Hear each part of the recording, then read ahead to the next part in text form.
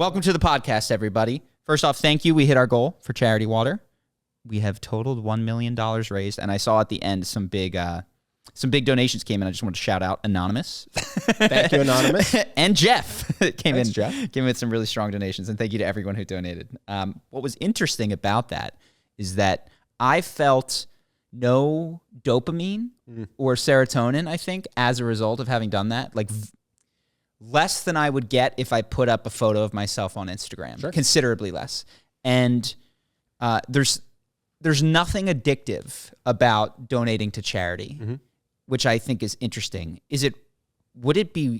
Should we be encouraging people to build dopamine and serotonin hooks into donations for charity such that it's as desirable to do as to post a picture of your Lambo or something else?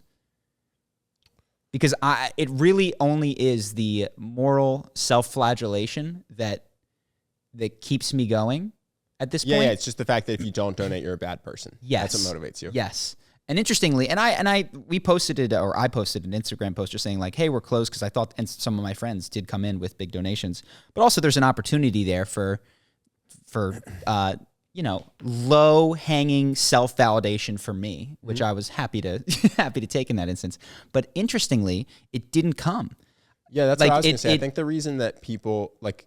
And just be clear, sorry, it didn't come, meaning it was not forthcoming from the audience of my Instagram people. What they did respond to was I threw up one photo of myself in a story, which I haven't done in a year, and that got a bunch of like, so good to see. Like my face was more... got me more dopamine and serotonin than the achievement of the donation. Yeah, I mean, I think everyone should donate to charity ethically, but it's not like it's cool in the sense that if you post, hey, I just bought this Ferrari, it's douchey, but some people are going to write you and be like, dude, that's such a sick car. And some people are going to write you and be like, oh my God, like we should get drinks. When I got a blue check, I received messages. Yeah. Not a ton, but there were some girls like, oh my God. Yeah, no one that I've seen like wants to hang out with you more, admires you more, wants to sleep with you more because you've given a lot to charity. Yes, so that's what I'm saying. Like all of those base, low level things you don't want to motivate you but actually do motivate you seem to be absent. And I'm wondering if we ought to collectively just go, you know what? These are the things that motivate people, right or wrong. Yes, we'd love just the warmth in your heart knowing that you've made the world a better place to do it, but that's not often the case. Let's hook into the stuff that social media has figured out and figure out how to make it as cool to donate money as it is to spend it on yourself or have courtside tickets to a Lakers game or something.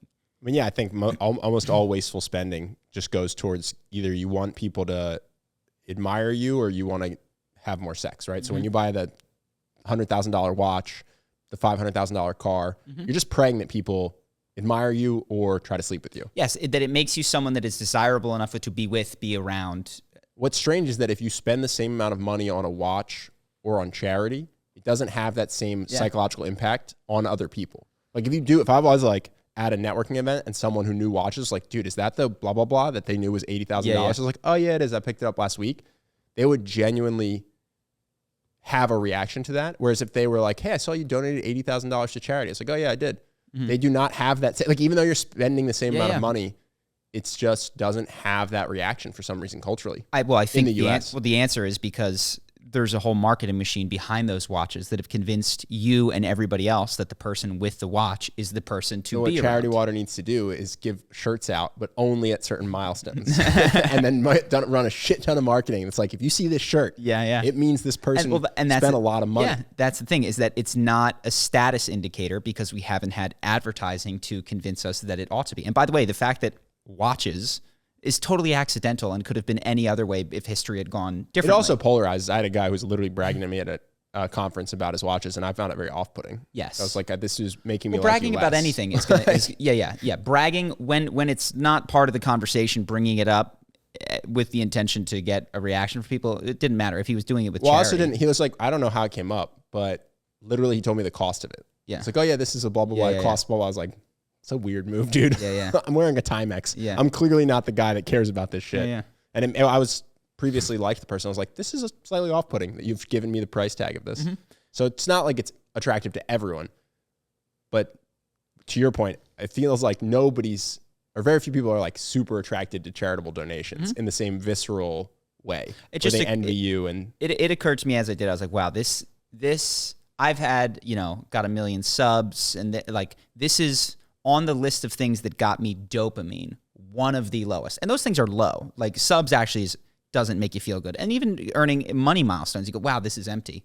But this one it just had no social validating reinforcement, which is what I think drives a lot of people. And still I feel inside of myself and does move me towards things, even though I try to curb it. The good news is you'll still hate yourself if you don't donate. So people will keep getting water, despite the fact that it's not validating. Well, so I guess we've talked about this. Once COVID's over, I would like to go spend. I know it's a lot of money to get over there, but to connect with it, see it, because I think it'll make me more inspired to keep up with it. I agree.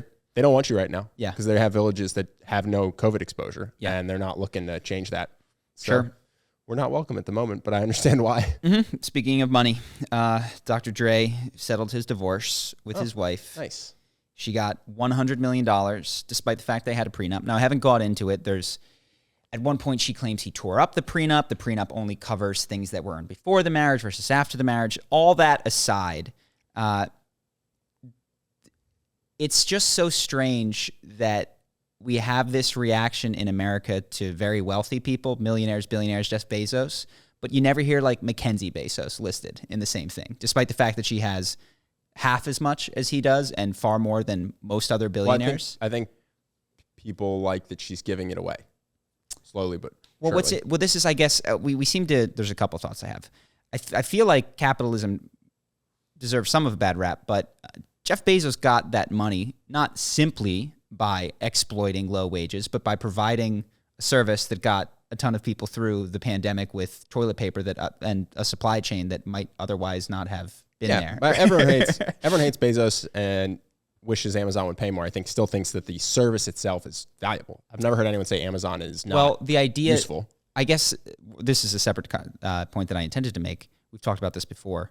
There seems to be, I guess, in the vein of criticism of Bezos and Musk, that they got all that money, that the only good thing that there wasn't value created in the accumulation of that money seems strange to me. Whereas I'm sure that there was no value created in the transfer of it to I'll try to steelman to the ex-wife. I don't think it's that there was no value created. It's that they are getting too much credit for the value created. Okay. That's the steelman. Is like $3 trillion of value was created from Amazon not existing to today. Mm-hmm. How much of that is Jeff Bezos? Mm-hmm. Is it 500 billion, 100 billion, 2.9 of the 3 trillion? That's the debate, I think, if you're going to steelman it, is like the people who think he has too much money would argue that all of the other workers deserved more credit from capitalism than they got. And that's I think a fine point to make. And I don't have a strong opinion. If I learned more about it, I could see myself falling on either side of the issue. Yeah, my take is I don't know the exact numbers. I'm 100% positive that you couldn't just swap him out day one for a different founder. He was instrumental. But whether that instrumental means $1 trillion or 500 billion or 100 billion or 50 billion to him, I haven't bothered to make an algorithm for what I think capitalism should result in. So I think he deserves to be obscenely wealthy, but maybe he's too obscenely wealthy. Sure, I don't know. Well, in any event, putting that to the side, just with these high-profile, very wealthy divorces, I feel like these are similar to what happened in 2008, where there was this legal method for people to make a ton of money unethically. I feel like that's what these high-profile divorces are. It's the same, this banker does not deserve the money. They took all this risk. They screwed the economy. They didn't contribute in a meaningful way. You're talking like golden parachutes when CEOs of investment banks got fired? I'm talking, there are ways in our current system to get obscenely wealthy without contributing, and we don't want that. And we even have the discussion around Jeff Bezos. Now, certainly he contributed massively, and I think deserves to be remunerated massively for it. Dr. Dre's wife, I don't think deserves, from what I understand, a dime from Beats by Dre or the songs that he made or anything, and in fact should probably be very grateful that he paid for a luxurious lifestyle for 20 years. And the way that we treat divorce at these high profile things where it's incentivized for the ex-wife to go get a lawyer, even if there is an ironclad prenup, because look, we'll just keep this in court and he'll settle for some sum at some point and you'll make it out, is crazy. And I read that Dr. Dre was elated with the result, which I was like, that's can only come from a guy that knew that he could have been cut in half, in terms of his net worth. Bezos said that. He was happy to give her a third. I'm hyped to just get out of this marriage. That's the funny part. It's like, you have to imagine how shitty the marriage is that these guys are thrilled. Thrilled. Best money they ever spent to just be free of this person for $100 million or billions and billions of dollars. Just like, you know what? Thank God for this. This is the best check I've ever written. I had two thoughts. One, which I've mentioned before, one that I haven't. One is that, I'm already forgetting this. Oh, that it's just crazy that with all the, marriage is supposed to be all these things. You're supposed to care for the other person and love them and take care of them. And the logic behind continuing to pay, I believe it's called alimony, afterwards, is that you're supposed to maintain the lifestyle that person got accustomed to. I've heard two arguments. And by the way, this is not for middle class people who make an agreement where the wife stays at home, takes care of the house, and the guy goes out, and therefore she sacrifices her career, and we're trying to account for that. That's not what I'm talking about. You're talking about the uber wealthy. I'm talking about the uber wealthy, where it is, and this could go in either direction. Katy Perry Russell Brand, where she had a ton more money than he did. He didn't take it in this case, but where a person clearly does not contribute, they're not sacrificing their Bezos career. And her next husband. Yes, it'll be the reverse situation. That it's just crazy that the only part of the marriage that we say needs to persist is the financial quality of life that person experienced, and not the. Well, go ahead. No, there's two rationales, and you can poke holes at both if you care to. But the one is this person got accustomed to a way of life, and you are obligated to allow them to maintain that quality of life. And the second is that they were contributory to your success, that they supported you in ways that you would not have succeeded as much without them. And so you are paying them, now that you're separated and you don't share finances, you're paying them what they're owed for the value they contributed to your success. So that's the argument in favor of it. And you can attack that however you want. But Do I have to? I mean, is it not obvious? I'm just laying out, I'm just laying out what people say to justify it. Yes. Yeah. And they'll be like, yeah, she did accounting, Mackenzie, at the beginning of the, she should be paid as an employee of Amazon at that time, would have been paid according to the deal that those guys their other accountants got. She has. Yeah. I don't think anyone at Amazon has half of what Jeff Bezos did, no matter if they showed up every day for 12 hours a day from day one. So that falls through very quickly, and certainly isn't the case with Dr. Dre's wife, from what I understand. And then the other one, in terms of the accustomed, what I was saying is that we, again, this is strictly for high net worth individuals where it doesn't make sense where there's such a disparity, but that we need to maintain the financial quality of life, but there's no expectation that like the sexual contact that had grown to be expected should be continued, such that, okay, I'm going to pay you money every month and you're going to come visit and we're going to have sex twice a week. Or like, hey, I'm stressed, give me a head scratch. Yeah, I need a head scratch, or, I'm used to you taking care of me when I'm sick, and I got used to that, so when I'm sick, I'm going to give you a phone call, you'll come over here. Yeah, I have a sore throat, part of our marriage will continue. Tea. Yes, that the only thing that needs to continue is the distribution of money is, I think, points to the fact that is not why we do it that way. Well, I actually think this is only a problem for people that are already married, because I think that prenups today are much more common, and I think it's going to keep becoming more and more common. The prenups work because he had, again, I don't know the details, and it would be good for me to speak to, I think, probably a divorce lawyer. It made me go, I can never get married, because if there's no agreement that we can make to keep our finances separate, where we both understand that you didn't earn what I created at Charisma on Command, and no matter what you do inside the household, unless you like join the company in a proper role and we agree and you have give it a verbal Google. or written contract. I wonder why his prenup didn't work. Well, generally speaking, I'm under the impression, and I've heard, and this is just kind of like, be careful, like the prenups in California are flimsy. Oh, were they married in California? I don't know, but I know that he should have gone to Texas. So that's my understanding, is that prenups in California are, to say in an extreme way, are like worth the paper that they're written on. They're just not as protective as you expect them to be. So I don't know a lot. Maybe we should get a divorce if you're out there and you're a divorce lawyer and you can help us understand this.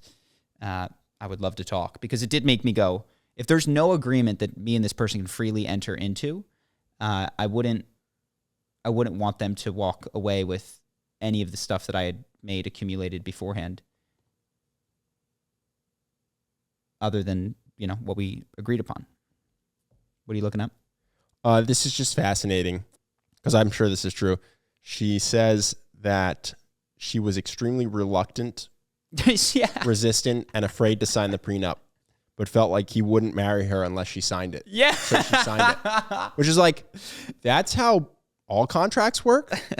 Like, you won't do this deal with me unless I sign the contract that absolves him for It's like, crazy. I also have to sign a contract when I want to do stuff. Yeah. And sometimes I don't want to, but I want what the contract gets me. So I sign it. My lease is like that. My lease puts me on the hook for all sorts of stuff. Yeah, and it makes all kinds of sense why he wouldn't want to marry you without that prenup. Live in the house, so I had to sign a lease. Yeah. So we don't have to dwell on it for too long, but that's a hilarious defense. Yeah. At a personal level, it did make me go, when you set up a system that that makes marriage so costly and so apparently unavoidably costly, particularly in the state of California, then you make it impossible for certain people, and I'm not Jeff Bezos, but no matter if I married an heiress, I still wouldn't want to get married at this point. I would just try to leave the government out of it entirely. But then you've got the cohabitation stuff, which starts to kick in. And I know it's different state to state, but you hear these horror stories of people that were never married and cohabitated for several months every year over a period of 6 years, and then they have a common law marriage. Now that was a Canada thing, but that one was crazy. They didn't even live together; they just spent summers together. Yeah, and then when they broke up, they weren't married. Yes, they weren't married. They spent summers together, and they lived apart 8 months out of the year. And when they broke up, she sued, I guess, for the equivalent of divorce settlement, and she won. Yeah, I don't know the details, but it was something to that effect. So don't move to Canada if this makes you nervous. I'll just go with my I have a bunch of random stuff today. Henry, my brother, is doing his YouTube channel, and he's got these writers who he's trying to train to write. He does like sports stories, kind of like what you might see on those fun ESPN things of how they became champions or did you know this, but he does it in short format. So they're 1 minute little stories. And in getting these writers, these are people that see themselves as writers or on Upwork as writers. Mm-hmm. The way that they write is so flowery. It's like, you know, the cornucopia of potential that Russell Westbrook had could only be gleaned by, and they just use thesaurus words nonstop. And it's a consistent enough thing that made me reflect and realize that schools that teach writing, and, you know, I'm thinking through high school, do not teach you how to communicate well. That's what got you good grades though, in high school and in college. Yeah. So like, the dog ran up to the door. Yeah. Nah, that's okay. Like the canine sprinted eagerly up to the abode. Oh, that's an A. Like, this is just harder to understand. Yes, that we have actively taught people that are aspiring writers to communicate worse than they would off pure instinct. Mm-hmm. Is incredible. And I remember writing like that. And luckily I had a handful of good teachers that they gave me the Stephen King book, and they said no more adverbs, no more this, simple sentences, read Ernest Hemingway, just very to communicate in a way that people understood. Yeah.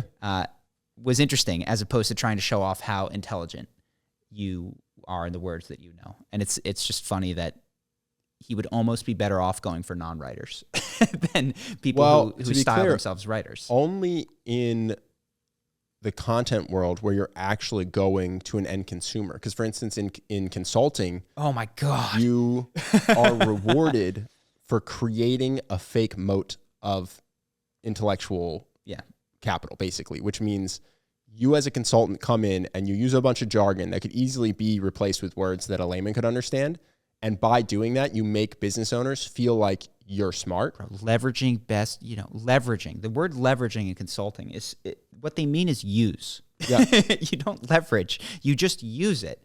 And they have all of these words that truly add nothing to the more simple version of the word, but are inserted into these decks to make it purposefully full of jargon. Aggressively, so that it seems like it was written by a smart person. Yes. When in fact, they're not saying anything of substance. It's incredible. We need to leverage our best practices. It's like, do what the best people in the industry are doing. And if you looked at that and you're like, well, I'm paying you to give me the advice that says do what the smart people are doing. Why am I paying for this? Yeah, no, they literally create a moat with their jargon because they don't have the same, like an actual company that makes physical products might have a patent or something that makes them uniquely positioned to do the job well. But all these consulting firms are all just saying, we are smarter than the other consulting firms. And if you hire us, we will give you advice that makes you money. But they don't have any physical property patented technology that separates them. And so it just comes down to how can we convince you that we're smarter? And so they literally make up, they're like, oh, we have intellectual property in the form of our systems. Yeah. And it's not patented. 2x2 matrix. It's not patented intellectual property. They just call it that. They're like, oh, our IP is what makes us so good at giving advice. We have these unique frameworks that we've created. It's all just to convince you that you don't know how to run your company as well as they do. And they might come in and give you great advice, but they're using jargon on purpose to make it so that you think they're special. When I was in consulting, we were often used as cover for for internal politics. So like sometimes, this wasn't always the case, the person would want to do something, but couldn't be said to have given the recommendation themselves, so we were supposed to come in and give the recommendation. Other times they were supposed to show that they were hard at work on something that they didn't intend to do, so we would just be hard at work doing the research. Yeah. And there were other times, since it was government, where it's a use it or lose it situation with your budget, and this is how a lot of government spending goes. You get to the end of the government fiscal year, and all of a sudden they want to spend all their money so that they don't get their budgets cut in the following year. So they would just dump money on stuff that truly never got pursued in order to spend the money. Yeah, and I do think that sometimes consulting firms come in and add value. Absolutely. My argument is not that consulting firms are useless. It's that the jargon is useless. And they'd be much better off if they just communicated simpler in terms of communicating their ideas, but they wouldn't get hired. So they're trained to do the opposite and to obfuscate their ideas in jargon. Another topic. So I watched a video. I think his name is Tom Nicholas, who did a video on Johnny Harris, who is the reporter who has written, I think, for the New York Times. We've talked about some of his videos. I have no idea who Johnny Harris is. He's a reporter. He's a journalist who has his own YouTube channel now. Okay. And in the video that I'm referring, he was critical of this journalist because he did a video on the World Economic Forum that, in his opinion, was pure propaganda, because it was sort of like reciting the talking points of the World Economic Forum. And the backstory is that this journalist reached out to them after reading their book, said, I love what you guys are up to. Would you be interested in sponsoring a video? They said, sure. And then he made the video. They, according to him, never checked it, but he liked what they had to say and did it. He also, this guy criticizing, also made another video about... Wait, sorry, but is that critique boiled down to saying, I read a book that I liked, and then I made a video that parrots the ideas that I liked? Because that's not that bad. And asked for money. Again, and asked for money after the fact. Again, this is what I want to talk about. And then there was another one, which was... It would be worse if he decided he liked the idea after getting the money. I agree. It's much better to decide he likes the idea, say I'm going to make a video on this, and then go to them and say, hey, I'm going to make this video anyway, but will you guys pay me? Yeah, and I think some of the criticism was that he wasn't transparent enough about the relationship that he set up. But if he started with I like the idea, that's pretty solid. Well, that's kind of what I want to get to is it seems that if he happens to think like them without the financial incentive, there's an argument that there's not a problem. And if he would have made the video... What's the argument that there is a problem? That he wouldn't have made the video the way that he without made the it. Money. That he wouldn't have... he was parroting what they believe in an uncritical manner. But of course, it's what if he believes it too? That's what I'm saying. Yeah, what if he... Well, what made him believe it to me is the question. Was it the promise of money? This is every single political YouTube channel there is. Just parrots ideas. Well, I think he might agree with. He might agree with you that and the problem becomes when there is a financial incentive tied to it. But of course, there is a financial incentive in audience capture. So anyway, I want to get into these details, but you're headed where I'm. Well, I don't want to name names, but I can think of a bunch of people who just parrot all the same message down their party line. Mm-hmm. So I think he would categorize them as propaganda, reasonably so. He also made another video about, I believe it's Veritasium science guy who got a sponsorship with an electric. With a self-driving car company, and the whole video he mentions like, by the way, this video is sponsored by or like in partnership with them. It's kind of all he says, and then the video is like 8 to 10 minutes of good things about electric vehicles and how it's going and how they work and all this kind of stuff. And the criticism is that he didn't talk about the bad things about electric vehicles, or not electric. I keep saying electric, self-driving cars, why they can't work in certain areas and they won't do this, and they're the problems with them. The similar criticism being that the video was a puff piece advertisement because of a financial incentive that connected him. Now, they're slightly different backgrounds, but what I thought was interesting is that within each of these videos, there's a segment clearly, and he's like, this is an advertisement for Surfshark. You know, Surfshark is this, and they should, blah, blah, blah. It seemed to me that if you're saying something for money that you wouldn't say otherwise without talking about the downsides of VPNs, which, by the way, they don't really protect your data. They just store them elsewhere. Like, there's problems with VPNs as well that you're not touching on.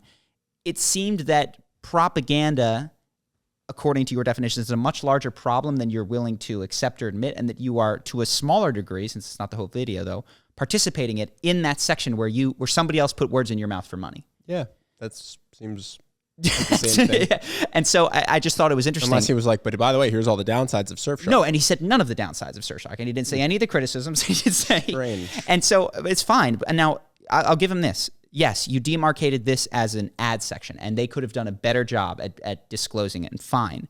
But I almost think there's a more interesting idea in there, which is, what are the ethics of letting someone pay you, and we've done this with Audible and other people, to say what they want you to say about their product. When is it okay? When isn't it? Do you have to disclose the things that you don't like, etc.? And I felt that in this particular video, and saying, how bad all this other stuff was, there was a real opportunity for self-reflection that wasn't it wasn't taken with it. By the way, this is sponsored by Surfshark. It's like, fucking these VPNs.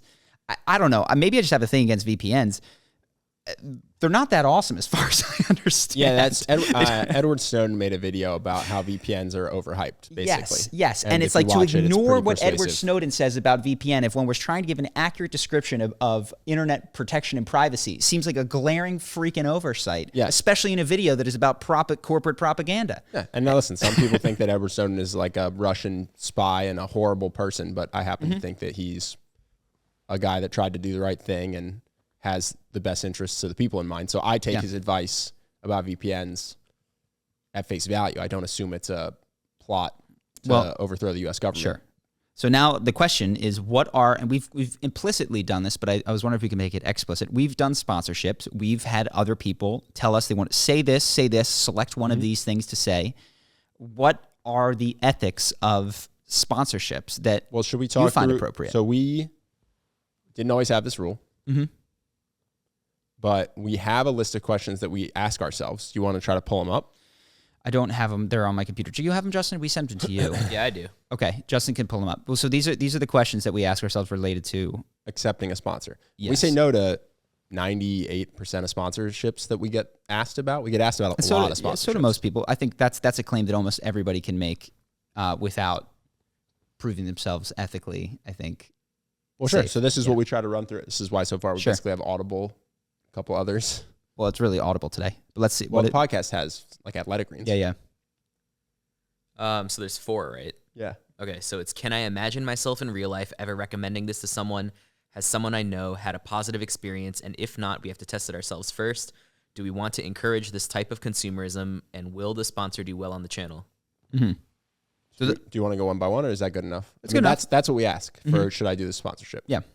And some of them are like, that don't even need to be stated, are like, do I fucking love this thing? And am I jacked up? Like if Baldur's Gate 3 comes to you or me. Well, that's part 2 is do I or someone I know and trust have a very positive experience with this, such that they actually like it and would recommend it. And so interestingly, according to our questions, the World Economic Forum thing might pass. Like that might be a thing that go, yes, I have a positive experience. I do like this. I want to encourage this. And this is exactly why you're like, that seems like it's my take is this person genuinely believed all these things ahead of time, read their book, watched the presentation, was like, I agree with all of this. I find this incredibly compelling. Yeah.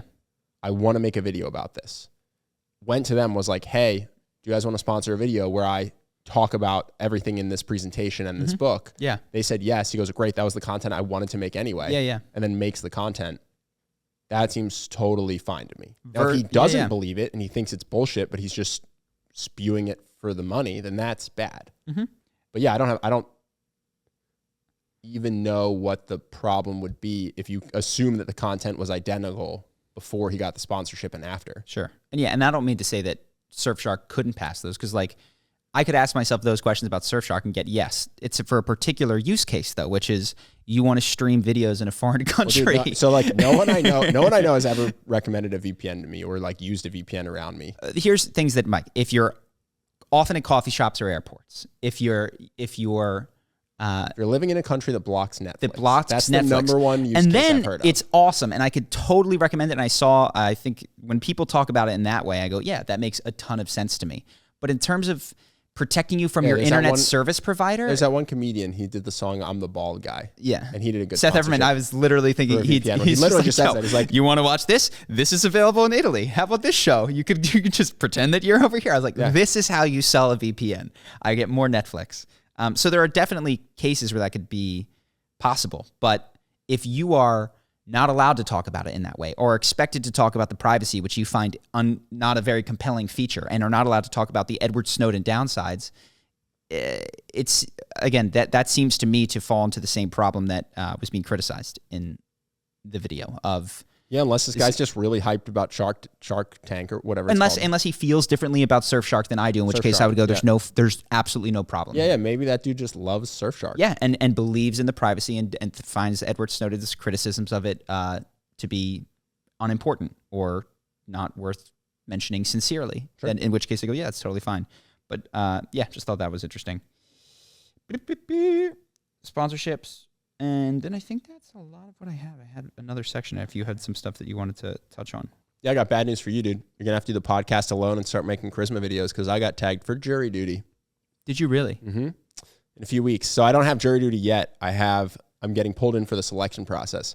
Seems like a shitty deal to me. It's awful. Dude, I understand that we need this as a society, but I do wonder if we could function if we only let people opt into it.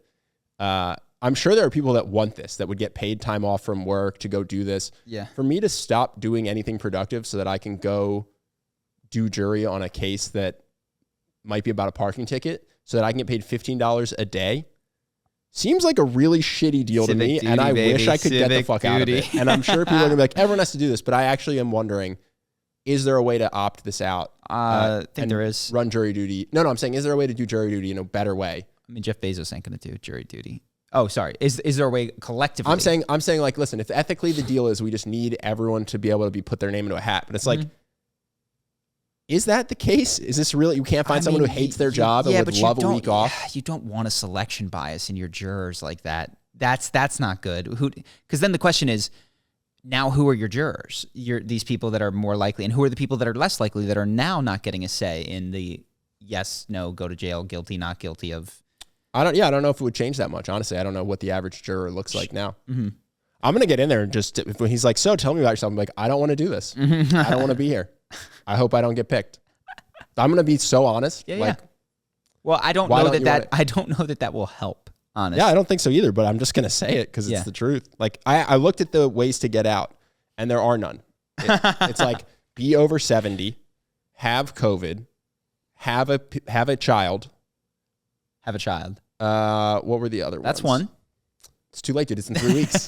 I can't procreate that fast. Adopt. Yeah, and it's, I don't know. I just thought it was interesting. I was like, well. How did you find out? Because I don't check my mail. I got a letter. Yeah, I don't check mail. I would not know if I had jury duty. So I'm praying they don't select me to come down. We'll find out in a couple weeks. Darn, me too. I hope not. So yeah, start thinking about what videos you want to make and who you want to have on the podcast to replace me. You could do how to spot a liar. Well, that's the other thing. I wonder if send him your police interrogation video. Yeah. You know what I mean? Be like, I made this. I don't trust cops. Seriously. Just be like, just so you guys know, here's a picture of a cop and it says, don't trust this guy. I made this. We'll change the thumbnail. Yeah. Don't trust cops in the thumbnail.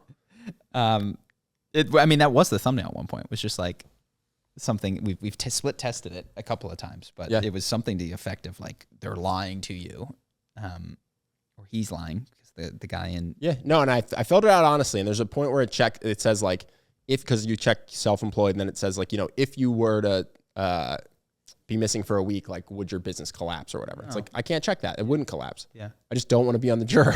I just don't want to do this. And there's no button for like, I just don't want to do this. So Bummer. We'll see what happens. It's because you have a driver's license, right? I have a Nevada driver's license. I registered my car. My car. I've never gotten a car in California. I registered my car. Yeah. And I got them the same day. I got my new registration and my jury duty selection. I think it might be a coincidence. I'm never driving a car. I did register to vote, is the other thing. I didn't register to vote either. Yeah, I registered to vote. So there's a lot of things that put me here. Votes don't count in California, just so you guys know. Whether you vote Democrat or Republican, they don't count. They're on the props, they come close enough to count. But it's going blue. So you don't need to go. Yeah. All right. What else do you have? Bunch of random shit. Apparently there's a COVID pill now from Pfizer. Cool. You can take it and reduces hospitalizations and deaths. You can take it at home. It's pretty cool. A lot of people I know are getting absolutely crushed by Omicron, just on an anecdotal level. So, like crushed by? I mean, getting ill? Not dying, but just like I know someone that got stuck in a foreign country for 2 weeks because they got COVID abroad. And then my sister just got it, and she's vaccinated. I feel like just anecdotally, a lot of people around me are getting COVID. So pretty good news. There's a COVID pill now. Hopefully the having it makes it, having had it, which I did, makes it a non-problem. There was the guy came on Joe Rogan, and this sounded crazy to me, but I don't have any personal examples. He said that once you get COVID, if it really is COVID, you can't get it again, which I went, that sounds... I mean, I know people who have tested positive for it twice, so I don't... They showed symptoms? Mm-hmm. Okay. They got sick twice. Everyone these days, if you get sick, you go get a COVID test, right? Yeah. They got sick twice, tested positive for COVID twice. So yeah, just an anecdote. Maybe that guy would tell me that the tests are unreliable. Well, I hope he's right. I don't think he is. I don't think he is. I got more COVID stuff. You saw the Trump Candace Owens interview? We're a week late because we took a week off. Justin went on a trip, everybody. Yay. Hooray. Candace Owens says more people are dying this year than last year from COVID, and more people are vaccinated this year than last year. Clearly something is wrong, which that's not how that works at all. And Trump just goes, no, it's the unvaccinated that are dying. Mm-hmm. That's a direct quote. And it was awesome because she wants to endorse him and everything he says and doesn't want that to be what he said. How did she handle it? First, she has cognitive dissonance and she spins around. You can see her head processing. And then she pivots to, we shouldn't make kids wear masks. Just immediately pivots to a different topic. And it was awesome. Yeah, I loved it. So I thought you might have seen it. We could talk about it. But well, what's interesting is that she would have, had it not been Trump saying it, somebody on what she perceives as her team, she would have followed up, I imagine. Oh, she would have fought it tooth and nail. Yeah. She says, more people are dying from COVID and more people are vaccinated. So clearly something is wrong. That's the quote. Mm-hmm. And I watched it. This is what she says. And he goes, no, it's the unvaccinated that are dying. Mm-hmm. And there's no way she would have taken that if Joe Biden had been sitting there. Well, I wonder what she would have said in response, because it seems to be that, I mean, the proof that she offers is no proof at all, obviously. Vaccinations are up. Yeah. Death count is up. Yeah. That's it. Yeah. It's kind of like for people who have never had a stat class. it's very lazy. The more priests in Boston, the more alcohol sales in Boston. Yeah. But it's not because priests are drinking all the liquor. It's because population population growth makes them both. Yeah. So, yeah, it's just because two things are moving in the same direction doesn't mean they're causal. Yeah. But statistics if people don't understand statistics, you can use it to prove anything you want. Mm-hmm. So yeah, I thought that was fun. And then what else? Oh, I got a random thing. We talked about off air a little bit. I made a video, how to get someone out of your league or how to date someone out of your league. Sure. A lot of comments saying that no one is out of your league. Mm-hmm. And I would love to know your thoughts on that, because I feel like that's true in terms of your value as a human. But certainly when it comes to dating, there are people more in demand and less in demand who have more options and less options. And depending on your definition of leagues, there are people that will be easier and harder to date based on their relative demand. Yeah. I thought it was very interesting that everybody was just like, there's no one out of your league. It's like, I hope you're just dating everyone you want and that no one has ever said no to you if this is your belief. Yeah, well, you said it. It depends on your definition of league. And having made a lot of YouTube videos, if we'd spoken at length beforehand, I think I would have anticipated this as a thing where I'm like, dude, you have to assume that the way people are going to read league is value as a human and not relative demand in the dating market. So you're going to have to start with their definition, accept it, and then say, but just for the purposes of this video, we're going to talk about it this way. A lot of disagreements that seem to occur in life and on the internet are just semantic ones, where people hear a word, they insist that it means one thing, even though you're clearly using it in a different way. Well, the thing it reminded me of, which we've seen a lot in business and diet and self-improvement, all this stuff, is there are people who try to speak things into existence without putting any effort into that thing. And that's what it kind of reminded me of. It's like, yeah, if you want to say no one's out of your league in the sense that your value as a human is the exact same as everyone, no matter how beautiful, wealthy, high status, or charismatic. And so you're going to love yourself completely and at the same time figure out how to present yourself better, be charismatic, whatever it is, if being attractive matters to you, you know what I mean? Be fit or successful or whatever. And you're just like, yeah, I value myself as a human, but I'm going to put effort into this thing because I care about it, then that's fine. But it seemed to me a lot of people who were just saying, if I say this enough times, then I'll be able to date anyone I want. And it's this mindset that's holding me back. Because there was a lot of comments that basically said that. Yes, but yes, what they mean is that of all the girls in their school, you know, that's what they mean. Well, that was mean, yeah. That's what what the they other mean. thing I was thinking. It was like they're just thinking, and they're right. It's like if I just handled myself differently, the popular girl would react to me differently, and therefore there are no leaks. It's just how you behave. And the first point that you made, I think, was about access, which is like, I'm talking about people that you have no way of contacting, that have ways of contacting you that you have no way of contacting. Yeah. So you're you're speaking about different things, and what they're saying is true given their prior assumptions, and what you're saying is true given the way that you're using the words. Yeah, I mean, again, it just reminded me, like, I went to Landmark Forum, and at one point, this guy says, the teacher says that if you change your beliefs around calories, you can eat whatever you want without exercising and lose weight. That your body will just process it based on your belief system. Bro, this is why I had to put down the Joe Dispenza book, and a lot of people have said good things, and I don't want to take that away. But the moment that I put down Joe Dispenza was when he said that there was, in the 70s, there was this study where people read a list of names and then prayed for them, and they had better outcomes. And what was crazy is that actually it wasn't in the 70s. They prayed for them in 2005, and then they checked, and they had better outcomes as a result of having prayed in 2005. In the 70s, you changed the past with your prayers. Well, no, that the past and the future, which is like, great. How come this isn't a full-time fucking job, Joe, where people just pray for all of these people not to die? Like, there's such an opportunity here. Yeah, why don't we just all pray that 9/11 didn't happen? It's bonkers. I couldn't read the rest of the book, and there might have been good stuff in there because I know a lot of people have enjoyed his stuff. But yeah, the manifestation thinking that doesn't then answer the question, why haven't you won the lottery, drives me insane. Well, it's kind of like the vision board, and there's two ways to do a vision board. One is you make a vision board, you put up a bunch of pictures of what you want this year, you hang it somewhere you're going to see it every day, and it reminds you to take action. Sure. And so you see the fitness part of the vision board, and you go, I'm going to go to the gym today. Yeah. I want to look like that. You see the money part, and you go, oh, that's right. After my job today, I'm going to work on my side hustle. And it changes your behavior. That's a great vision board.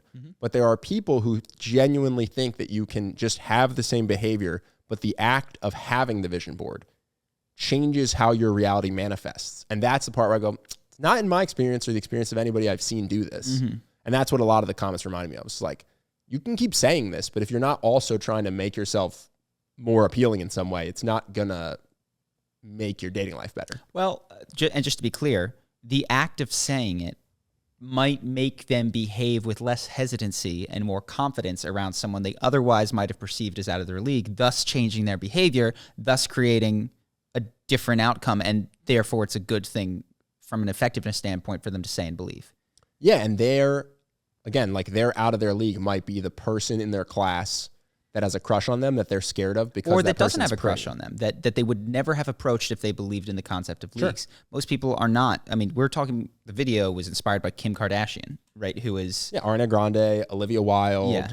Yes, those are the people in the video. And that's what I thought was interesting. It's like, I mean, there's not that many world famous, beautiful, self-made multimillionaires. Like, there's literally not enough people like that for everyone to date someone like that. Well, and again, and this is from a presentation standpoint, I do think it does make more sense. If you think of the audience isn't trying to get them. The audience is, of course, trying to get someone that they see in real life. So, and they've heard the concept of leagues. They haven't applied it outside of to Kim Kardashian. So within your own life, yeah, it's the idea of leagues are probably destructive. What we're talking about, though, is not necessarily that. And if you wanted to make a fast improvement on someone, would you rather have them believe in leagues or not believe in leagues in order to get the girl that they're attracted to at their university or workplace, or the guy that they're attracted to? The fastest way is to not believe in. Well, I guess it depends what it does for you, right? Because like the best thing you could do is work on being physically attractive, charismatically attractive, and ambitiously success attractive, right? Well, does your belief that people are attracted to that, how does that affect those behaviors? Like guys like that are more attractive than you, and then it motivates you to become like those guys, then you believing that will help you, because it's going to be the fuel that makes you take action in that direction. Yep. So it really, I think, depends on the person and what that belief creates in them. Or does it create some sort of existential angst that makes them not want to try because they aren't currently like that? And then, sure, I guess you have to get rid of that. But I would still say it's only going to take you so far if you're not working on that other stuff also to make yourself more attractive. Yep, 100%. Agree. Yeah, so I just thought it was interesting. I saw a lot of people in the comments that were didn't like the use of the word league. Yeah. The belief, yeah. Understand. Which is like, I do believe that there are people that you'd like to date that don't want to date you based on how you are in ways that you could totally change. Does that make sense? And they would just say, well, that's not out of my league. And you go, yeah. And sure. Again, this is why we come back to the beginning, which is it's just a semantic disagreement. Yeah. Not one about the state of how reality is or the world is in this particular case. Just two people talking about different things, using the same word and saying. Well, I was thinking about that too. I was thinking about, because people always like the advice, just be yourself. Yeah. So I was thinking if I had to make a video about how to just be yourself, what I would have to do is say, be your best self. No. When you're filtered, you're not being yourself. You're letting society that's NCU. program you. And I mean, when you're not playful, most child, and I was actually going to look at this, like, is every child playful? Does every child laugh? Like, I don't know what is nature versus nurture. And my argument was going to be, if you want to just be yourself, then what you have to do is unlearn all the stuff that's not yourself, which is the stuff that makes you shy and gives you bad body language. And so it's like, but of course, the same advice. That's also incomplete, because being myself, I would just poop my pants, pee my pants, burp, like it's these shortcut ways of speaking are not true, but sometimes they have a motivational outcome that people find beneficial. Yeah. So to some person, saying just be yourself has a great outcome. To another person, saying like choose yourself, forget being yourself, has a fantastic outcome. Well, it depends what you define. That's what I was saying. It depends on how you define yourself. Because like for me, I was very sarcastic as a habit, and then I stopped being so sarcastic as a habit. And it's like, well, did you stop being yourself? Or did you start being yourself? Yeah, exactly. Or is neither yourself? Or is it impossible to not be yourself? Yeah, exactly. And are you always being yourself? Thus, just be yourself is something that you could not avoid doing. Yeah. So, I was thinking, that's what I was mulling through. Is like, how would you make a video that was useful, but you had to title it Just Be Yourself? And that's what I came with, is you just define everything that's not charismatic as not yourself. You're just, you already are. Yeah. You always were. Yeah. Without getting into it now, the subject of identity is a big one. And then to have an argument over how it relates to making people like you is to like, you're starting at this level of where you need to go. And it's like, well, what does your identity, myself, me even mean? Is it possible to not be myself at any moment? I don't think it is.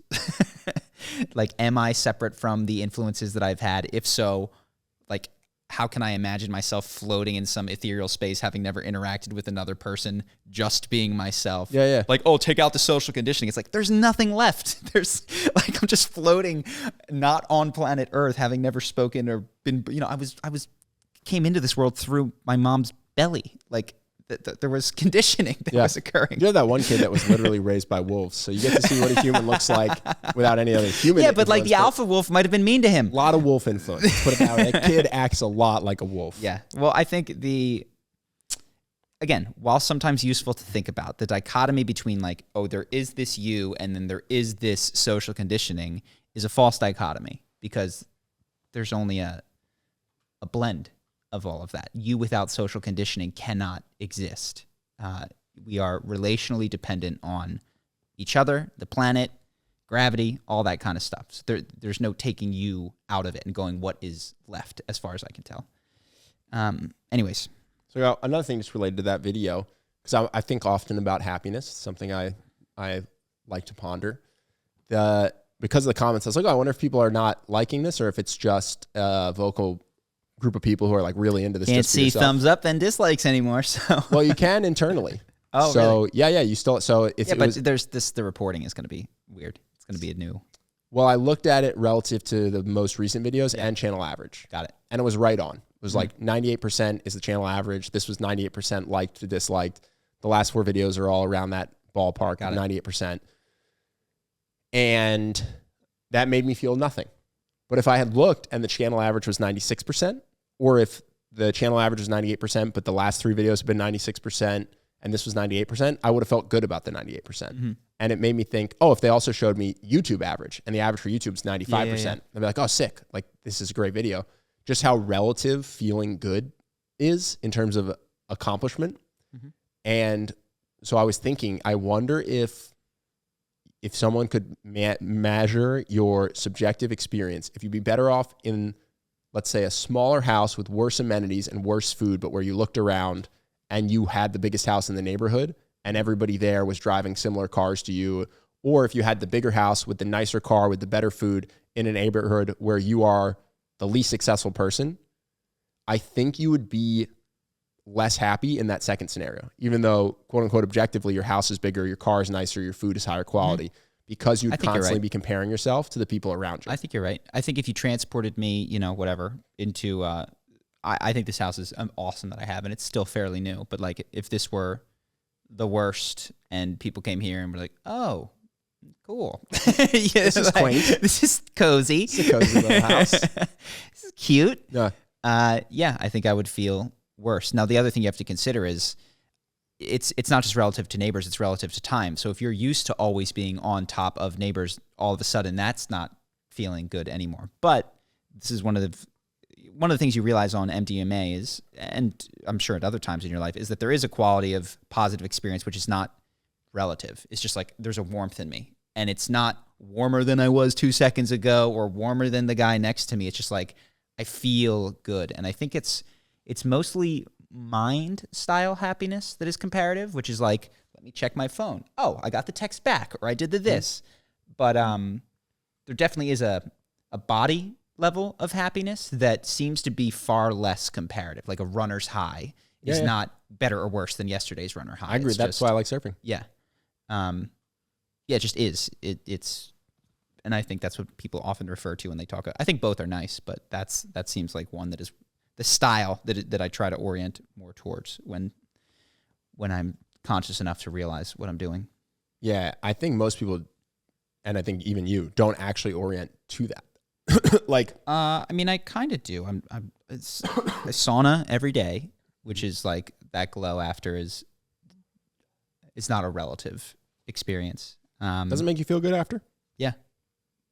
The sauna makes stepping out of the sauna feels great, especially, and it really is. It's like working out. It's those final reps. Like if you go just 2 minutes longer than you feel like, then the relief is like, Yeah. I mean, I'll say, and I'm sure people will disagree and be like, no, I'm truly enlightened. Mm-hmm. My personal experience and the experience of everybody I see around me, and even the gurus that I talk to, is that a lot of people have like glimpsed feeling content in the moment, or gone to 7-day silent retreats and had 3 minutes of bliss, but mostly in their own life are completely oriented on all the stuff that they say doesn't matter. But that's just what they get dragged back into. And this is gurus online that care a lot about views or comments on their YouTube videos, or people who, come back talking about how enlightened they are, and then they're doing the same monetary pursuits that aren't fun that they were doing beforehand. Yeah. So yeah, I think it's probably true that like the best thing to pursue is that internal warmth that never goes away. It does go away. Sorry, it's not relative. It does go away for sure. Sure. I'm just saying, I mean, I guess I'm saying enlightenment seems like a really long road that everybody I know who's pursuing it is, they like talk the talk far better than they walk the walk or seem to experience the experience. Yeah. Are my dog's feet in the shot now? I hope so. Yeah. Has he been in the shot? Mac, the MacGruber is enlightened. I was just thinking that as I looked at him, I was like, this guy's got it. Yeah. He's got it figured out. He loves podcast day because he knows I'm going to sit here for 2 hours and pet him instead of playing League of Legends for 5 hours. Does he hate League of Legends? He doesn't love it. He doesn't get the attention he requires. My dog doesn't like it. Yeah. Anything else that we have for today? No, just the thought that go buy a house in a neighborhood that is way below what you could stretch to afford, and then comfortably live in it and be happy. How about no? No, what do I want? I want good weather. Yeah, that's it. That's what I want in a place that I live. You want to talk about the Tucker Max article? We can. I just read it. Tucker, I have nothing clever to say. Tucker Max, I've enjoyed reading his stuff. Tucker Max, if you don't know him, he's a guy who kind of started this frat tire series. His book was called I Hope They Serve Beer in Hell. He wrote a couple like that. And we don't have to talk about it. He just is. He's very high on buying a farm. Yeah. So background on him is he was this. He wrote like these raunchy sex stories that were funny, and then got into psychedelics and started writing a little bit about how he was impacted by that and reflecting on like, well, okay, why was I writing these sorts of things at the time? How, and now I got an email from him. I've always enjoyed his writing because he's a good writer. It is why he is a doomer optimist. And I was like, oh, what's that? And I clicked it, and it's this article that he wrote about how within the next 4 to 8 years, the U.S. is basically going to break down. And what you can do about it is move to a smaller, more rural community, train yourself in personal self-defense, including MMA, knife defense, gun defense. You need to find a community of people that you can trust to be self-reliant, because even just stockpiling a year's worth of food, which he's already has done, is not enough. You need to be able to grow it yourself. Did it make you want to buy a farm? I mean, I'm going to feel like an idiot if I don't before I die. Yeah. But did it make me want to buy a farm? No. What do I think? When I look at things and I zoom out, it does seem like the end of the American Empire. But there was an end of a British Empire as well. And as far as I know, it wasn't met with widespread political revolution. And maybe I need to do better research on my history, but I think that it could just dissolve. He also seems to think in the article that the riots around George Floyd and the media reaction to January 6th is a psyops reaction that is being run by potentially foreign powers in order to destabilize the U.S., maybe. But yeah, what did I take from that? I feel either I accept it as true and do what I can to prevent it, which is like I have to start moving, I have to live somewhere else, I got to learn how to shoot a gun. Or, and I admit this is psychologically easier, I go, hasn't happened in my lifetime or my parents' lifetime. Let's just hope it doesn't happen and keep going. And that's where I'm inclined towards these days. I'm not saying that that's solid reasoning, but I also found some of his reasoning spurious in there. I could have to read it again to point to the exact moments. I'm not saying that I'm right, but I did get the sense in reading him that he is not right as well. So that was my sense. Yeah. Yeah, the one thing that I took away from it that I thought I'd already previously thought, so obviously it's easy to agree with, is that living in densely packed cities may become challenging, more dangerous. Yeah, and dangerous. As 100%. Protests / riots become more common and COVID doesn't go away and lockdowns become more common. Just like the appeal of the city may have changed compared to what it was 5 years ago, let's say. Yeah. 100%. And I was already on board with that, but I was like, yeah, makes sense. Like suburbs and rural areas, probably more where it's at until there's not political unrest and a pandemic. Totally. I've acted on that information and was highly motivated to do so, to get out of Santa Monica. And then, in terms of having food production, I think that's a great idea. I think it makes sense. Dude, I would love a farm. I just don't know that, am I going to move on that fast enough such that I'm in the right place in the next 2 or 3 years when the bottom drops out? Probably not. That's more like a 5 to 15 year thing where I like step even further away from stuff and have my own well and my own stuff. It's kind of how I felt reading it. It's like, I could imagine one day following all this advice, but it's definitely not going to be 2022. Yeah. Like if I do have a plot of land with a well and solar panels and I grow my own food, that's totally believable, but it's probably not going to be this year. Yeah. That was my take from the article. Yeah, I was not convinced enough to make it this year. I'll put it that way. So yeah, that's what I thought. Cool. Audience questions? Hello, dog. Show me your feet. All right. The one question I have is, it starts with, I'm back. You might have forgotten, but I asked a question about if I could date a guy poorer than me a year ago. But I don't remember, but that's amazing. Well, yeah, the advice you guys had given her was yes. It turned out terribly. Kind of. So, anyways, it turns out I caught him on Tinder last week. He lied for 20 minutes straight when I asked him about it, but then sent a text message later to admit to creating Tinder and apologize profusely. He said he had made it a couple weeks ago to get an ego boost and had chatted to people over the 2 weeks, but did not intend to cheat. I'm curious to know what you guys think about this, whether it's possible to regain trust, when to give up on a relationship, and how to decide it's not worth the effort to regain trust, and how much should a lady help with a man's self-esteem in a relationship? Is it my duty to stay in this relationship to help him work on it? Will I work on what made him feel this way? No. Never your duty to stay in a relationship. Also, how did you find him on Tinder? Well, if you're sneaking and spying, but you find something, you're justified. No, I'm sure a friend found it. The bigger issue to me than the Tinder creation is the lying about the Tinder creation. Good that he eventually came clean, but really not good to lie about that stuff. This is one of those where you're going to have to go to his, I think, character that you've seen over the course of a year. If you think that this is, I could conceive of somebody forgiving this, and I could conceive of his background explanation for this being sincere, but also it's really easy to be like, oh, I wasn't going to do anything. It's like, yeah, sure.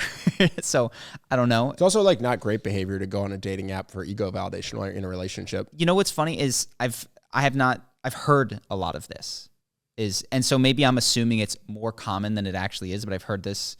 Like we talked to our writer who actually found he was trying to cheat and was cheating, but you didn't hear the story. The girl that you're working with to write for us. Yeah, I have no idea what you're talking This about. is how she broke up with her last boyfriend. Oh. She found him on Tinder. How did she find him? Which then she made crazy. She made another account, found him and talked to him. And he confirmed that he was doing it. Yeah. Yeah. And then never told him about it. Just broke up with him. Left. He was baffled as to why it happened. You should ask her. Wow. Yeah. It's a good story. It's a great story. But yeah, so what should you do? Well, go with your gut, first of all. I'm going to sit this one out. Yeah, no, personally. but you're like, am I obligated? If you Definitely want, not. If you want to break up over this, you should do it. Like, that's the first thing I would say. I don't know if you're asking, are you out of line for breaking up? Or if you're saying, not. I want to stay together. Am I crazy if I stay together? But the vibe I got was like, I want to break up with this guy.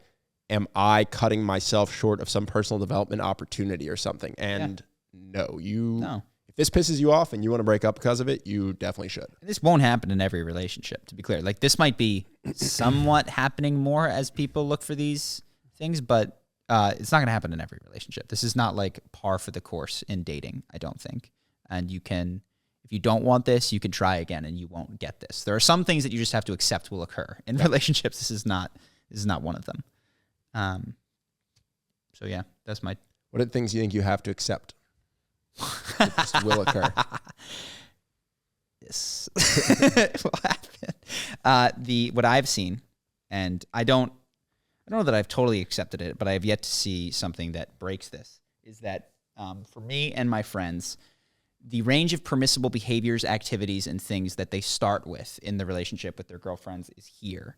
And it progressively becomes this. To give a concrete example, like the first time that I was just playing video games and my girlfriend came over, she just sat there and like did work and played on her phone and like had no problem. After a while, it was like, oh, are you going to stop soon? And then increasingly it became comfortable, like, ugh, like the range of permissible. I don't like this. And I said, question, just a thought here. Did you always not like this and pretended not to in order to get me to fall deeper in love and be in this relationship? And I think the answer is not consciously, but yes, is the short answer. Is at the beginning of relationships, people allow for more because they want the other person to like them, and their brain does them the favor of truly making it okay to sit and watch your boyfriend play the video games that you one day will be bothered by. And so, yeah, that's what I mean, is the shrinking range of permissible things. And all of a sudden, stuff that for me was, I feel like I have been upfront, like, hey, this is what I'm going to do. I'm going to play this many video games. I'm going to do this much stuff. We're going to go out to the restaurant this often, and we're going to not go out to the restaurant this often. We're going to take X amount of vacations where X equals 0. Like I'm very clear that that's, and those things are acceptable, and then they're not. And that has been a consistent theme of a lot of my relationships. And so I don't know that I've accepted that yet. In fact, I have a real, that's perhaps my greatest issue with relationships, is that I haven't seen my friendships go like that. My friendships have been like, oh, you're never going to take a vacation with me? Like I don't know, you haven't ever gotten on me like, you never surf with me. Yeah. Like, I've shown you that I like surfing. I always wanted to go surfing, and you see it, and you've never taken an interest. It does hurt. I'd love for you to join. And you've never, it's inconceivable that would happen. No. Made a new surf friend this week, though. Yes. The greatest networking thing in California. Yeah. So that's a frustration of mine that it has been. That you think will be in every relationship. Well, I was like, if I told you, I was like, here's what I'm going to do. I can't stand that, so I'm going to break up with my current girlfriend and start over. I'd bet like, dude, see you in 2 years. You know. Yeah. That's what I would say. But this is like, oh no, your next boyfriend probably won't be on Tinder, is my guess. Yeah, I would definitely say that's less than 50%. Exactly. People do that. Correct. So that's my sense. I'm sure there's other things as well. But yeah. All right, so there's your answer. If you feel like breaking up, definitely do it. Mm-hmm. That's always our answer, though. I can't think of anyone. I will talk someone out of certain relationships, but I struggle to think of a scenario where I'd be like, ride it out. Well, there are some, I think, to me, pre-child relationships. Most people are more likely to stay in a bad thing than they are to bail on a good thing. Yeah, there are types out there that are like, oh, it's too good, like I have to find something wrong with them, and that exists. And if you are one of them, I hope that I don't wind up giving you wrong advice. But yeah, most people are more likely to be loss averse and stay in a bad thing too long. Do we have any friends you can think of that bail on good relationships? I can only think of people who are either in good relationships or stay in bad relationships. Or explode good relationships. That would be another version of it. Like make it bad. Can you think of anyone that does that? I agree it's out there, but I'm just wondering if the pie chart for that is like 4% of relationships. No, I can't think of anything. Yeah, I think it's a pretty small relative to people who will just deal with kind of bullshit because that's our friends. They like being in relationships. So yeah, we have more questions today? Nope, that's it. Cool. We're hopping over to Patreon if you guys want to join us. I don't think it's because that guy has less money than you. I still think our advice a year ago stands. I think this is unrelated. This is priests and alcohol consumption. Yeah. So we're hopping over to Patreon. Appreciate all you guys. If you want to join us, we're going to be talking about how to maintain beliefs while being open-minded, the ethics of making your children be vegan, and the fear of sounding dumb when asking a question. And of course, many more. There's lots of questions. So if you guys want to see essentially, the second half of this podcast, come to Patreon. Any dollar amount that you join with gets you access to this. So we hope to see you there and appreciate all of you who have already signed up. You keep us going, keep food in Justin's belly and a roof over his head. So thanks, guys. We'll see you on Patreon.